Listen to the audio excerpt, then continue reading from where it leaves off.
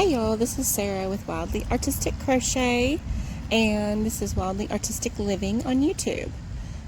This video is a little different because what I'd like to talk to you about today, I'm going to talk to you while we are making a beanie. If you'd like to crochet along, just go ahead and grab your project, whatever it is, and if you're watching very closely, you can watch this video and make a beanie along with me. And if you want to learn how to make a beanie, I will have another video linked in the description. But here we go. Today, what I'd like to really talk about is the benefits of crochet. Now, I've been doing this channel for quite a long time. I have also been crocheting since I was about 13, on and off through the years. And the last about 10 years is when I started to get serious about crochet. It has been a long road of crochet, and I've made a lot of projects along the way. So one of the very first benefits that I think everybody talks about is the mind and emotional well-being of crochet, because you are doing a repetitive motion and it is stress reducing. It improves your focus and concentration in other areas of your life. So if you want to, if you're going to school or you have a difficult job in your life and something you have to really be focused on, doing a hobby like crochet can help you reduce your stress and relax in your time off, and it will improve your focus and concentration when you're at work. It keeps your brain active, and it just really helps. It's not just a granny habit or a granny hobby. It is a hobby for everyone. My little niece, who is I think about 11, she is learning to crochet. She might be 12 or 13 now. She's doing a really great job learning, and I have some friends who were in their 50s and they're just now learning. So it doesn't matter how old you are. When I had a class at the library locally last year, I had a student who was about 7. So you can be any age, and it still is a screen-free hobby. You do not have to be watching TV while you're crocheting. You can just relax in the quiet. And it is stress reducing and anxiety reducing. So that is one of the very first things. Also, the second thing is creative and personal growth. Not everyone has a lot of the things that I have with making a YouTube channel or whatever, but it does boost your creativity. You can come up with stitches and patterns and all kinds of things. Even if you're following a pattern of someone else, you're making a creative thing in your hand, and you have a gift to give someone. It is just really a blessing when you have spent hours making a gift, and that person that you give it to loves you and they adore that gift. Sometimes you find crochet things in the flea markets. Yes, I know. I found them plenty of times too, but you know that someone put their love and hard work into that gift. And even when you buy something from the thrift store that's been handmade like that, I think that's a special thing because someone took the time to make that beautiful gift. Also, it improves your hand strength and coordination.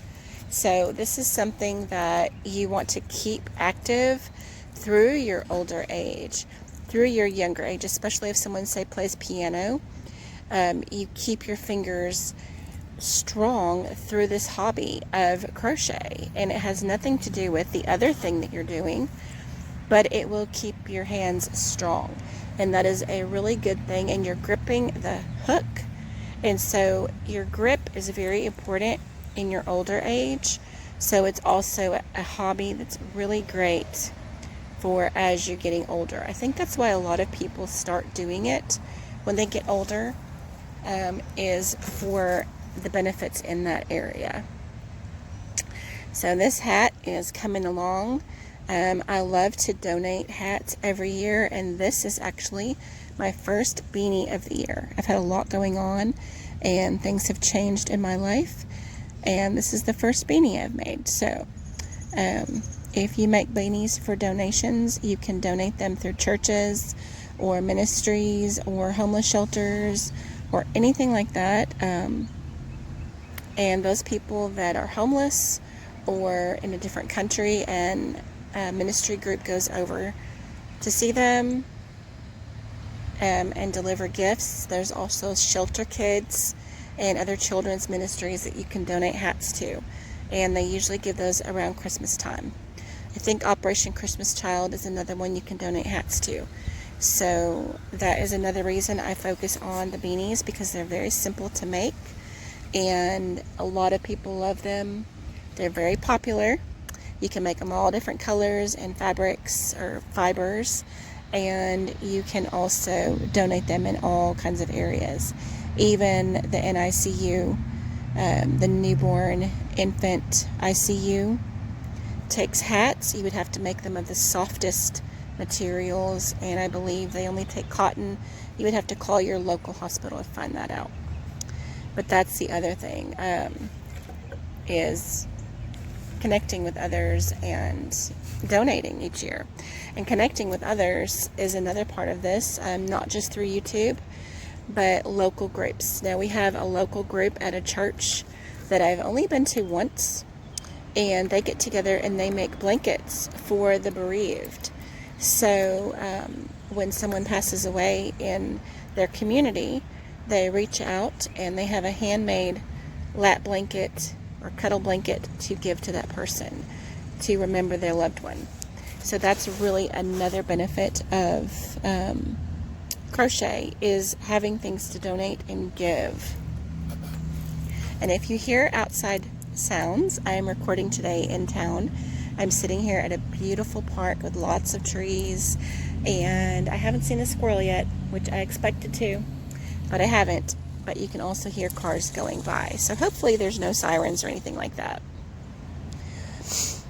Another thing, let's see, that you can have as a benefit of crochet, you're growing your skills, creating beautiful, meaningful projects, community and purpose, and you build friendships. You can build friendships through these groups that you go to. And yes, I'm using a few little prompts to remember what I was going to say. And I've gone through my notes already, so going off the cuff here. There's a lot of things you can do with crochet. And the last thing I would say is the business part of it. You can get into the business and the income making of it, which is a little more difficult to do if you like to give things away, because it's harder to charge what you would charge for your crochet. If you charge by the hour and all of that, there's a lot of information on that on the internet. But some people, there's disagreements on what you should charge, and people come into your market and they don't want to pay what it's worth because they think it should be cheaper than that. But sometimes people are very happy to pay what your work is worth. So don't look at the negative side of the business part of it, because it is possible. It is possible to make the business side work. You will find customers for your creations, especially if you make original or niched down creations. You can find a market for that. I've currently made a very gorgeous, oh my goodness, it's a hexagon sweater, but it has granny squares on it as well. And I want to charge the full price of what that sweater is worth. It's probably a 2 to 3x. And I am going to place it in the marketplace online first. And then I might try to sell it in the Oktoberfest or the around October, November sales that we have around here in the local area, because someone might want it. I have done some research, and the larger sizes are not sold as much at local markets locally here. I don't know about your area, but you can always look into that. You can look into doing markets. Some libraries have days of sales, farmers markets and artisan markets. There's always consignment at boutiques you can look into. So there's different ways you can make an income with your crochet, and that would be the last benefit, basically, is the income. So you've got the mental benefit of working your brain and working your hand-eye coordination and building strength in your hands, the mind and body health benefits of crochet. You've got the community benefits and the donation ability once you're working with your yarn. And a lot of times some people will give you yarn when they know you're going to crochet for a ministry. That happens quite a bit in my line because I do donate hats every year, and I work on different donations each year. So this year I've only got one hat, so I've got to get really busy. This hat is coming along, and I also made a scarf to go with it. You'll see the model is my dad at the very beginning of this, and he loves my hats. This is a different kind of scarf that I made, and if anyone likes it, you can comment in the comments, put scarf, and I can do a scarf similar to this and do a pattern for it, or a video to show you how to do it. It's a very simple scarf. And but yeah, if you want to make income from your crochet, that's the last benefit. Just search around your local area and see where you can sell things. You can also choose to do Etsy or Store Envy or start a Spotify. Now, Store Envy is a version that is like Etsy, but they do not take the upfront fees. It is free to have, but your address is whatever your name is, .storeenvy.com. STORENVY. It's only one E in that word. So that makes it a little easier to do. If you already advertise and you have traffic coming to your website or your YouTube or whatever, you can have that free version of Etsy. You only pay the commission. So that is a possible way to do income as well. And that is without leaving your home. If you are disabled and you are not able to leave your home, that would be an option for you. And the other option is doing the local markets. You do not have to have a huge setup. You can have one table and have a few designs out on the table. You can hang things on your tent if you have a tent. You do not have to have a tent. So you have options with those kind of things. Just find out. Some of them are free around here. We have some free ones. We also have some $10 ones. And then if you go somewhere else, you can find an entry fee of up to like $50. So it depends on where you're going. And I'm sure there's larger ones. Larger cities have better options with that. But also you would have to have a larger inventory to take.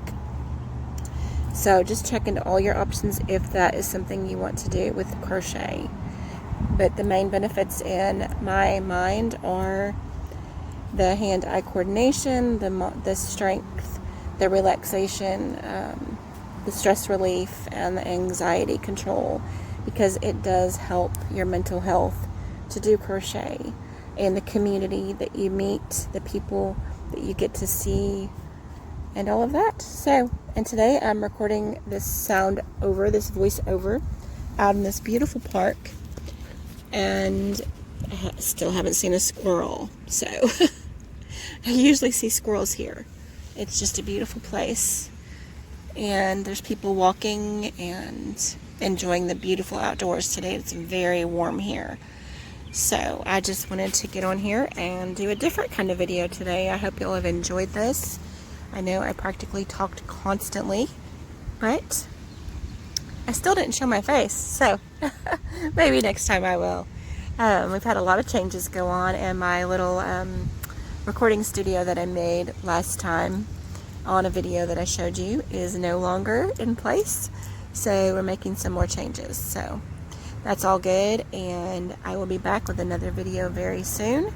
Thank you all for watching, and if you would please like and subscribe, I would appreciate it. Everything that you do helps my channel grow, and I'm up to 1387 as of today, so it's very exciting, and I'm just excited about all the things to come. So I will see you on the next video, and I appreciate y'all watching. We are tying in the ends here on this hat, and then I'll post a picture of my dad again at the very end so y'all can see his modeling with my hat that I made him. Well, I don't know. I'm going to have this one for donation. But he still liked to wear it. So anyway, I hope you have a really great day, and I will see you on the next video. Bye-bye.